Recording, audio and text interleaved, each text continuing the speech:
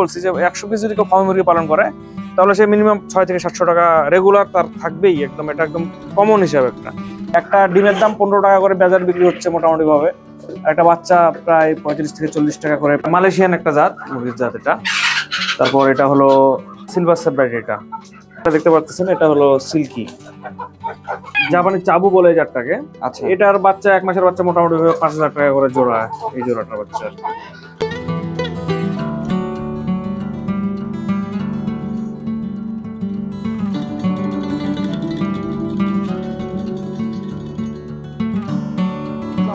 আপনাদেরকে শুভেচ্ছা জানাচ্ছি। রংপুর শহরের প্রাণকেন্দ্র, এটা রংপুর বাস টার্মিনাল সংলগ্ন সুন্দর একটা খামার করছেন ছাদের উপরে।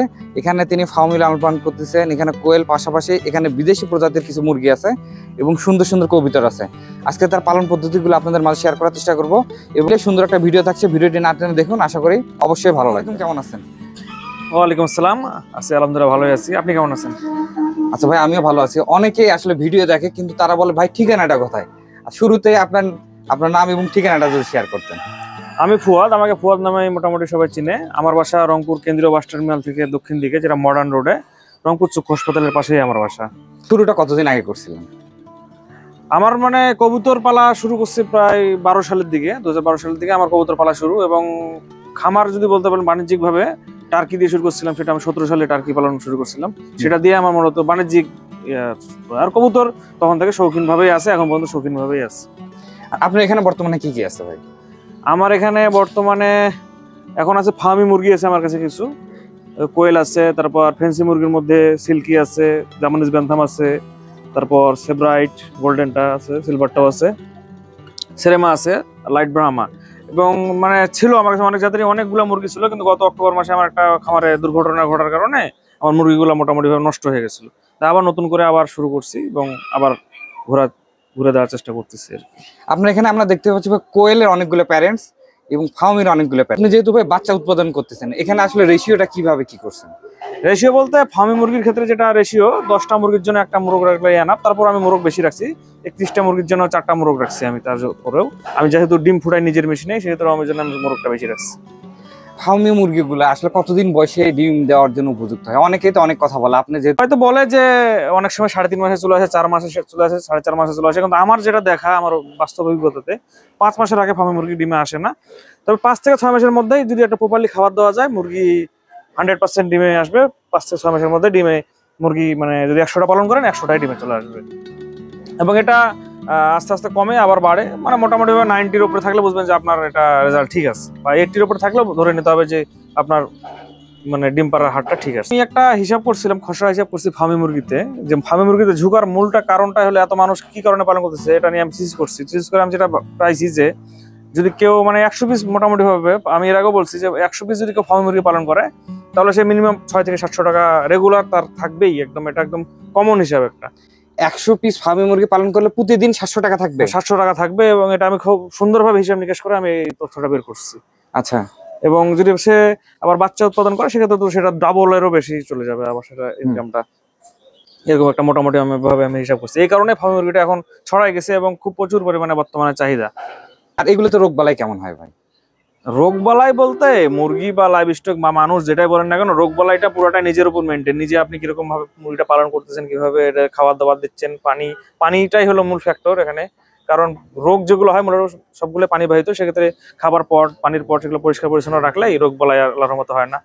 তবে সব রেগুলার যেভাবে কৃমি কোষ, টিকা দান কর্মসূচি সবকিছু যদি ঠিকঠাক মতো করা যায়, তাহলে আশা করা যায় রোগ বলে একটা তেমন একটা নাই। আর ভাইরাসের কথাটা তো ওটা ভাই বাইরে থেকে যদি আপনি ভাইরাস নিয়ে এসে রোমে ঢুকান, তাহলে সেটাতে কিছু করার থাকে না।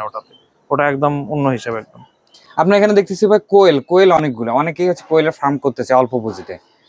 আচ্ছা, এই বিষয়ে যদি বলতেন, আপনার এখানে যেহেতু অনেকদিন ধরে আপনি বাচ্চা উৎপাদন করতেছেন এবং কোয়েল লালন পালন করতেছেন। হ্যাঁ, এটা একটা বিষয়। আমার কোয়েল নিয়ে একটা ভুল ধারণা ছিল যে কোয়েল প্রচুর খায় এবং এদের থেকে প্রফিট আশা করা একটা বোকামি। আমিও এর আগে অল্প কিছু পালছি, বা ওইভাবে আমি আর আগ্রহ দেখাইনি। এই কারণে অনেকের ভিডিও দেখি যে কোয়েল পালে অতটা লাভজনক সম্ভব না, কিন্তু আমি সবকিছু হিসাব নিকাশ করে দেখছি একটা কোয়েল মানে কোয়েলের মানে বলা হয় ডিমের মেশিন বলা হয় কোয়েলকে, কারণ ও প্রতিদিন একটা ডিম দিবেই আপনাকে। যদি কোয়েলকে যদি প্রপারলি খাবার দেন, মানে আমি হিসাব করে দেখছি প্রতিদিন ও 2 টাকা থেকে 2.5 টাকা খাবে, 2 টাকা খাবে, আমি এটা হিসাব করি 2.5 টাকা খাবে না। ভিটামিন ক্যালসিয়াম ধরলে হিসাবটা অন্য হবে। সেক্ষেত্রে একটা ডিম বাজারে বিক্রি হচ্ছে 15 টাকা হালি, মানে 4টা ডিমের দাম 15 টাকা থেকে 16 টাকা হালি। সেক্ষেত্রে একটা ডিম থেকে 1 টাকা আসা কোনো ব্যাপারই না। সেক্ষেত্রে যদি কেউ 500-1000 কোয়েল পালে, তাহলে সেখান থেকে তোর অনায়াসে 500-1000 টাকা থেকে যাচ্ছে। এটা আমি একটা ছোট হিসাব দিলাম, 500-1000। একটা ছোট্ট জায়গাতেই আপনি 500 কোয়েল পালতে পারেন। সেক্ষেত্রে একটু বড় করে 100,000 বা 1,500 কোয়েল পারলেন, তাহলে তো মোটামুটি ভাবে একটা ইনকাম সোর্স। এবং কোয়েলের ডিম বিক্রি নিয়ে কোনো টেনশন করা লাগে না, বাজারে এটার চাহিদা একদম। ফার্মিটা যদিও বা এখন নতুন ভাবে হচ্ছে, এই জন্য ডিমটার চাহিদাটা যদিও বা লিমিটের মধ্যে আছে, কিন্তু বিক্রি হচ্ছে। ডিম তো আর নষ্ট হচ্ছে না, বিক্রি হচ্ছে। এরকম কোয়েলটা ডিমের চাহিদা প্রচুর। আর আপনার এখানে যে কোয়েল পাখিগুলো দেখতে পাচ্ছি এগুলো কোন জাতের? এটা জাপানি জাতের। এটা কোয়েল যেটা সব থেকে ডিম বেশি পারে, এটা কোয়েলের ওইটা জাত। আর একটা আছে জাম্বু জাত, ওটা সাইজ বড় হয় কিন্তু ওটা ডিম দেয় কম। আর ভাই পাশে একটা শেডে দেখতে পাচ্ছি আপনার অনেকগুলো কবুতর এবং এখানে নানা প্রজাতির আপনার এখানে মুরগি দেখতে পাচ্ছি ভাই। জি জি। আর এখানে হচ্ছে কতগুলো প্যারেন্টস আছে? সবগুলো তো আপনার এখানে প্যারেন্টস? জি, মোটামুটি সবগুলোই প্যারেন্টস। কবুতর তো ওগুলা শৌখিন, আমাদের টুর্নামেন্টে সেটার পারপাসে কবুতর পালা। কবুতর আছে মোটামুটি ভাবে আমার কাছে পাকিস্তানি হাইফ্লার যেটা আছে 30 পেয়ারের মতো রানিং পেয়ার আছে। আর ফ্লাইং এর জন্য যেগুলো আছে সেগুলো আছে।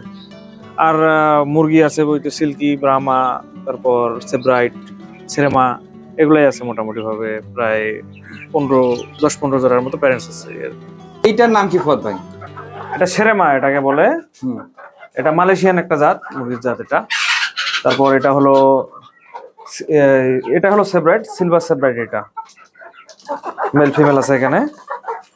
আর নিচে যেটা দেখতে পাচ্ছেন এটা হলো সিল্কি। বাচ্চাগুলো কেমন দামে আমরা যারা শৌখিন আছে তারা পাইতে পারি ভাই? সেরেমার দাম মোটামুটি এখন কম। যদি 1 মাসের বাচ্চা হয় মোটামুটি 1000 থেকে 1200 টাকা জোড়া। আচ্ছা। আর সিল্কিও মোটামুটি 1500 টাকা জোড়া 1 মাসের বাচ্চা। আর এই সেব্রাইট যেটা বলতেছি এটা সিলভার, আর এখানে একটা গোল্ডেন আছে, এগুলোর দাম একটু বেশি। এগুলো 1 মাসের বাচ্চা মোটামুটি ভাবে 2000 টাকা করে জোড়া। তারপরে 1 মাসের বাচ্চা যেটা জাপানিজ বেনথাম, এটা জাপানিজ একটা জাত, বা যেটাকে বলে জাপানি চাবু বলে এই জাতটাকে। আচ্ছা। এটার বাচ্চা 1 মাসের বাচ্চা মোটামুটি 5000 টাকা করে জোড়া। এই জোড়াটার বাচ্চা 1 মাসের বাচ্চা 5000 টাকা জোড়া? জি জি। আচ্ছা, এগুলো তো তাহলে খুবই দামি। জি, শৌখিন জাত এটা, যারা ভালো লাগে পছন্দ করে তারা এই মুরগিগুলো পালন করে। আর আপনার কাছে তো অনেকগুলো কবুতর আছে ভাই। জি, এগুলো আমার কাছে যা আছে সব হাই ফিলার কবুতর, পাকিস্তানি জাত। এগুলা আমাদের টুর্নামেন্ট হয় তো, টুর্নামেন্টে ওড়ানোর জন্য মূলত এগুলো কবুতর পালন করা হয় এবং ফ্লাইং এর জন্য আছে। আর একটা কথা ফুয়াদ ভাই, এই যে আপনার টুর্নামেন্ট গুলো করতেছেন, আপনাদের অনেকের সাথে তো একটা বন্ধুত্ব সুলভ হচ্ছে, জি জি, একটা অ্যাটাচমেন্ট হচ্ছে, এটা তো খুবই একটা ভালো ভালো মানে দিক। জি, এটা ঠিক, এটা ঠিক। আমাদের মানে প্রতি বছরে টুর্নামেন্ট হয়। টুর্নামেন্টে সব মানে শেষের পুরস্কার বিতরণী হয়, সেখানে সবাই একসাথে হয়। রংপুরের যারা কবুতর পালক আছে সবাই মোটামুটি ভাবে একসাথে হয়। একটা উৎসব একটা আমেজ থাকে। তারপর যখন কবুতর উড়ানো হয় তখন একটা আমেজ থাকে। প্রতিদিন যার যার ছাদে কবুতর উড়ানো হয়, সেখানে সবাই আসে, দেখা হয়, সাক্ষাৎ হয়, খাওয়া দাওয়া হয়, মজা হয়, সবকিছু মিলে ভালো একটা শখ। এটা একটা ভালো শখ। এটা একটা বলা, এক এক সময় এক এক দাম থাকে বা ইয়া থাকে, কিন্তু শখটাই হলো বড় বিষয়। কবুতর মোটামুটি ভাবে যদি বলা যায় যে এখন হাইফিলারের মধ্যে টেডি কবুতর খুব ভালো এবং এটার ডিমান্ড সবসময় বেশি থাকে। আর ফেন্সি কবুতরের মার্কেট তো আমরা জানেনই যে এখন শেষের দিকে, বলা যায় কবুতরের দাম নাই বললেই চলে। তারপরেও কিছু কিছু জাত আছে যেগুলা মানুষ পছন্দ করে, যেমন কিং, সিরাজি, এগুলা আজীবনই চলে, ভালো মানুষ পছন্দ করে। আর হাইফিলার পালি আমি তো আরো ফেন্সি নিয়ে অতটা আমার ঘাটাঘাটি নাই। হাইফিলারে জানি টেডি, কামাগার, শিয়ালকোট, এগুলোর মোটামুটি ভালো দাম আছে। কারণ ভালো একটা ব্লাড লাইনের কবুতর পাইতে গেলে ভালো দাম খরচ করতেই হয়, এটা হলো সব থেকে মুখ্য বিষয়।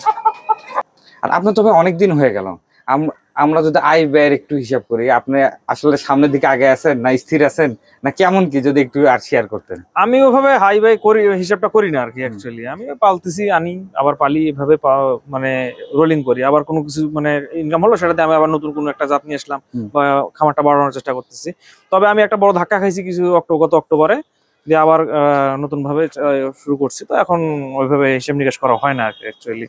তবে আমি যেটা বললাম যে ফার্মি আর কোয়েল যদি কেউ করতে পারে, 2টা জাত, তাহলে ইনশাল্লাহ সে ভালো কিছু করতে পারবে, যদি সে প্ল্যান মাফিক একদম সুন্দরভাবে করে, আর ভালো প্যারেন্টস যদি ব্লাড লাইনের যদি প্যারেন্টস জোগাড় করতে পারে। আর ফুয়াদ ভাই, আপনি কি শুধু আমরা দেখতে কোয়েল এবং ফার্মির বাচ্চা বিক্রি করতেছেন, না আপনার এখানে নতুন নতুন যে জাতগুলো আছে বা বিদেশি জাতগুলো আছে এগুলো বাচ্চাও বিক্রি করতেছেন? হ্যাঁ, ওগুলাই তো আমি আগে থেকেই বিক্রি করি, ওগুলাই আমার কাছে ছিল। মানে এই যে রুমটাতে ফার্মি আছে, কোয়েল আছে, সেই রুমটা ভর্তি আমার শৌখিন মুরগি ছিল। শৌখিন মুরগি অনেকগুলো জাতি ছিল আমার কাছে, ওগুলোরই মেশিন দিয়ে বাচ্চা ফুটায় বাচ্চা বিক্রি করতাম, সারা দেশে পাঠাইতাম। কিন্তু এখন ইদানিং প্যারেন্টস কমে গেছে আমার, মানে শৌখিন মুরগির। আমি আবার প্যারেন্টস গুলো যেগুলো ছিল, ছোট বাচ্চা ছিল বা ডিমে ছিল মেশিনে, ওগুলো আবার বড় করে আবার প্যারেন্টস করার চেষ্টা করতেছি। নতুন ভাবে আর ওইভাবে কোনো প্যারেন্টস আনি নাই, তবে সামনে আমি আরো শৌখিন মুরগির প্যারেন্টস আনাবো। আচ্ছা, আপনার এখানে ভাই আমরা দুইটা ইনকিউবেটর মেশিন দেখতে পাচ্ছি, একটা একবারে ইনটেক অবস্থায় আছে, আর একটা হচ্ছে ছোট। আচ্ছা, আপনি এই বড় মেশিনটা নিয়ে আসার কারণ কি ভাই?